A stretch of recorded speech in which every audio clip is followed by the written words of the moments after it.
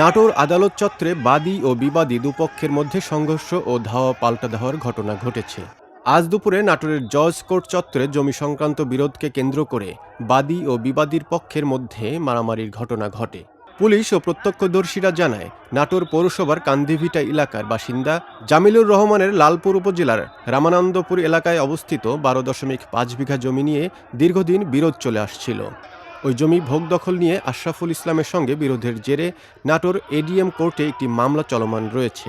আজ মামলার হাজিরা শেষে উভয় পক্ষের অনুসারীদের মধ্যে বাকবিতণ্ডা শুরু হলে তা দ্রুত সংঘর্ষে রূপ নেয়। এ সময় নাটোর ডিসি অফিসে অবস্থানরত পুলিশ ও সেনাবাহিনীর সদস্যরা দ্রুত ঘটনাস্থলে পৌঁছে পরিস্থিতি নিয়ন্ত্রণে আনেন।